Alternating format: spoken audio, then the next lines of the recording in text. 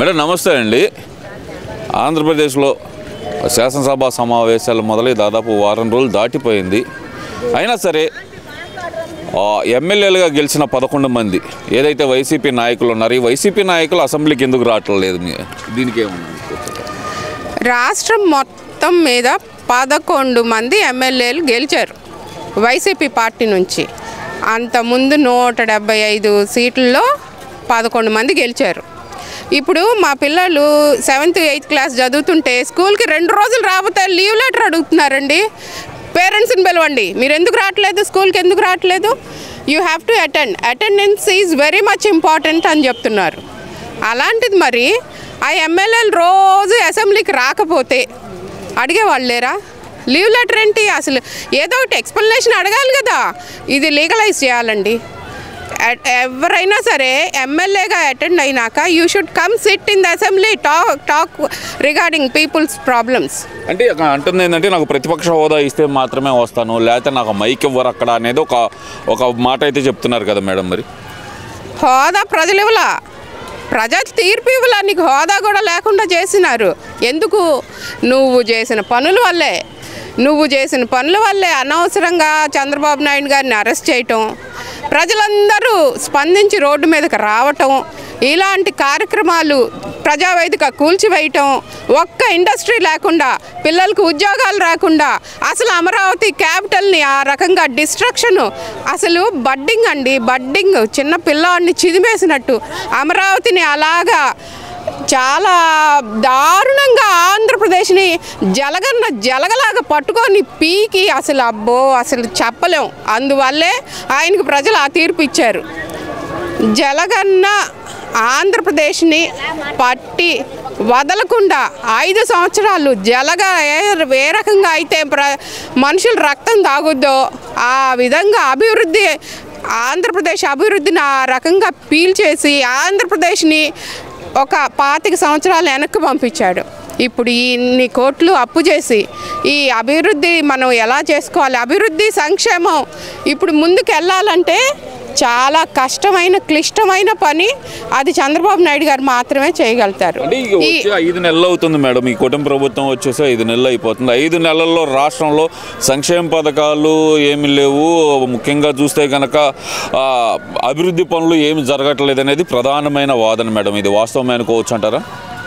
అసలు కళ్ళున్న వాళ్ళకి ఎవరికైనా, చెవులున్న వాళ్ళకి ఎవరికైనా తెలుస్తుందండి. ఇది ఫస్ట్ వాళ్ళు ఎలక్షన్ మేనిఫెస్టోలో ఏం చెప్పారో అవన్నీ చేస్తున్నారు. ఫస్ట్ రాగానే డిఎస్సి మీద సంతకం పెట్టారు. నిరుద్యోగ యువతకి అసలు ఒక ఆశాజనకంగా నిలిచారు. మరి మహిళలకి ఏం కావాలి? ఆర్టీసీ బస్సులు, సిలిండర్లు, ఫ్రీ సిలిండర్లు సంవత్సరానికి. అంటే ఇప్పుడు మన పుట్టింటోళ్ళు మనకి సంవత్సరం అంతా వంట చేసుకోవటానికి 3 సిలిండర్లు ఇచ్చినట్టేనండి మన అందరికీ అన్నగా నిలబడ్డ చంద్రన్న. అసలు ఏమి చేయలేదు చెప్పండి. అసలు ఎన్ని కంపెనీలు అండి, స్టార్టప్ కంపెనీలు ఎన్ని వచ్చినాయి అండి. అసలు రిలయన్స్ వాళ్ళు ఏంటి, అదాని వాళ్ళు ఏంటి, అసలు ఇది ఒక లిస్టు పడితే అభివృద్ధి ఈ 5 సంవత్సరాల్లో జరిగిన అభివృద్ధి 5 నెలల్లో జరిగిందండి ఈ కూటమి ప్రభుత్వంలో. ఇది మంచి ప్రభుత్వం, ఇది మా ప్రభుత్వం, ఇది ప్రజలు ఎన్నుకున్న ప్రభుత్వం, ఇది సూపర్ ప్రభుత్వం, సూపర్ ప్రభుత్వం కాదు. ఈ ప్రభుత్వం వచ్చిన తర్వాత మహిళల మీద దాడులు ఎక్కువైపోయినాయి. ముఖ్యంగా మహిళా రక్షణ కొరవడింది అనేది ప్రధానమైన వాదన మేడం. మరి ఇది వాస్తవమేనా? ఆ జగన్ అన్న ఉన్నప్పుడు కూడా ఇలాంటివి చాలా జరిగినాయండి మహిళల మీద. అది ఒక సపరేట్ చాప్టర్. ఇది చంద్రబాబు నాయుడు ప్రభుత్వం, జగనన్న ప్రభుత్వం అనే కాదు, మహిళల రక్షణకి తక్షణ కర్తవ్యంగా మనం ఏం చేయాలి అనేది ప్రజలందరూ వివేకంతో ఆలోచించి చేయాల్సిందే తప్పితే ఇప్పుడు ఈ మహిళా హోంమంత్రి వచ్చిన తర్వాత ఇంకొంచెం మంచిగా చేయడానికి ప్రయత్నం చేస్తున్నారు.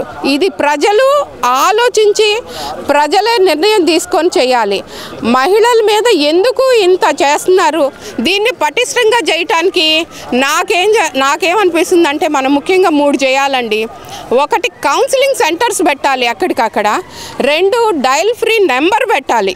ఎవరైనా మహిళల మీద లైంగిక వేధింపులకు పాల్పడితే వెంటనే ఒక ఫోన్ మనం 100 కాల్ చేస్తే ఎలాగ అంబులెన్స్ వస్తుందో అలాగే ఒక డయల్ ఫ్రీ నెంబర్ పెట్టాలండి. ఇంకొకటి ఏంటంటే ఎక్కువగా మన సెంటర్స్ ఉన్నాయి. ఇప్పుడు ఈ బృందావన్ గార్డెన్ సెంటర్ ఉంది, ఆ కొరటిపాటు సెంటర్ ఉంది. అలాగే పెద్ద ట్రాఫిక్ ఐలాండ్స్ ఉన్న చోటల్లా ఒక కంప్లైంట్ బాక్స్ పెడితే మహిళల మీద ఎవరైనా ఈ దుశ్చర్యలకు పాల్పడితే అంటే వెంటనే వాళ్ళకి వణుకు పుట్టేలాగా ఉండాలి. ఆ నెంబరు వైబ్రెంట్గా ఉండాలి.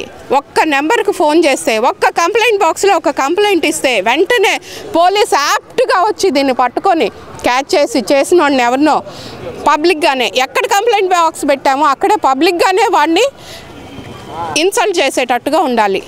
అంటే ఇక్కడ ప్రధానంగా చూసుకుంటే కనుక ఈ కూటమి ప్రభుత్వం వచ్చిన తర్వాత మహిళల మీద దాడులు ఎక్కువైపోయినాయి. ఎందుకంటే రాష్ట్రంలో పోలీసింగ్ అనేది లేదు. ఓన్లీ ప్రతిపక్ష నాయకుల మీద ఆ ప్రతిపక్ష నాయకులను అరెస్ట్ చేయడానికి మాత్రమే పోలీసింగ్ అని వాడతా రాష్ట్రంలో శాంతి భద్రతలు గాలికి వదిలేశారనేది ప్రధానంగా జగన్మోహన్ రెడ్డి లేవనెత్తున్న అంశం మేడం. మరి దాన్ని ఎలా చూడాలంటారు? అది కరెక్ట్ కాదండి. జగన్మోహన్ రెడ్డి గారు ముందు అసెంబ్లీకి వచ్చి మాట్లాడు స్వామి. నువ్వేమైనా మాట్లాడాలనుకుంటే అసెంబ్లీకి వచ్చి మాట్లాడు. మహిళల మీద రక్షణ లేదనుకుంటే నువ్వు అసెంబ్లీకి వచ్చి మాట్లాడది. నువ్వు అసలు రాకుండా ఇంట్లో కూర్చొని దాక్కొని బల్ల కింద కూర్చొని ఏంటి అసలు ఆ పనులన్నీ? అది కాదండి. మహిళల రక్షణకి తక్షణ కర్తవ్యంగా మనం ఏం చేయాలి అని ఒక్క గవర్నమెంట్ సరిపోదండి. ఇది మనుషుల ఆలోచన తీరులో మార్పు రావాలి. మహిళల మీద లైంగిక వేధింపులు కానీ ఈ మామూలుగా ఎవరైనా సరే మహిళల గురించి గుడ్ టచ్ బ్యాడ్ టచ్ మనం మహిళలు ఉన్న చోట పిల్లలకి కాలేజీల్లో యూనివర్సిటీలో మనం బాగా ఎడ్యుకేట్ చేయాలి. పిల్లలకి గుడ్ టచ్ ఏంటి బ్యాడ్ టచ్ ఏంటి అని ఆడపిల్లల్ని బాగా అవేర్ చేయాలి. వాళ్ళకి శారీరక దారుణ్యంలో ఆడపిల్లులుగా కాకుండా ఆడపులులుగా పెంచాలండి. అప్పుడే మనం ఆంధ్రప్రదేశ్లో మహిళలకి బాగా రక్షణ ఉంటుంది. అంతేగాని ఒక్క పోలీస్ శాఖ ఎంత మట్టుకు చేస్తుంది చెప్పండి ఇంత పెద్ద దాంట్లో. సో ఇప్పుడు ఎక్కువైనాయి అని కాదు, ఇది జస్ట్ కోఇన్సిడెంటల్. అంతకు ముందు ఉంది, ఇప్పుడు ఉంది, జరుగుతూనే ఉంది. కాబట్టి మనుషుల ఆలోచన తీరు, మనుషులు కొంచెం పాజిటివ్ థింకింగ్ వస్తే ఇది బాగా అవుతుందండి. అయితే డాక్టర్గా చెప్పండి మేడం, గడిచిన ఈ 5 నెలల కాలంలో ఈ ఆరోగ్య పరిస్థితులు అనేది అంటే ఏదైతే గనక ప్రజల ఆరోగ్య వ్యవస్థ పూర్తిగా దెబ్బతినే విధంగా ఆరోగ్యశ్రీని పక్కన పెట్టడం కానీ లేదంటే 108 నిర్వీర్యం చేయటం కానీ ఇదంతా జరిగిందనేది ప్రజెంట్ చెబుతున్న మాట మేడం. మరి వైసీపీ నాయకులు ఇది వాస్తవమేనా? నేను దానికి ఒప్పుకోనండి. ఆరోగ్యశ్రీ ఎక్కడ నిర్వీర్యం అయిందండి? అన్ని హాస్పిటల్స్లో ఆరోగ్యశ్రీ బాగా యాక్టివ్గా వైబ్రెంట్గా జరుగుతూనే ఉంది. చాలామంది దాని ద్వారా లబ్ధి పొందుతున్నారు. ఎన్టీఆర్ ఆరోగ్య వైద్య సేవ అని పేరు మార్చారు తప్పితే అదేమి క్వాలిటీ ఆఫ్ ది సర్వీసెస్ ఏమీ తగ్గలేదు. ఒకటి. రెండోది 108 అసలు మనం రోడ్డు మీద చూస్తూనే ఉన్నాం కదా, ఎక్కడైనా 108 సర్వీసెస్ కూడా బాగానే యాక్టివ్గానే ఉన్నాయి. ఎన్టీఆర్ 108 సర్వీసెస్ బాగానే యాక్టివ్గానే ఉన్నాయి. మేబీ ఇంకా దాన్ని ఇంకొంచెం వైబ్రెంట్గా చేయాలేమో అంతే. Let us use it more అంతే. Okay madam, thank you.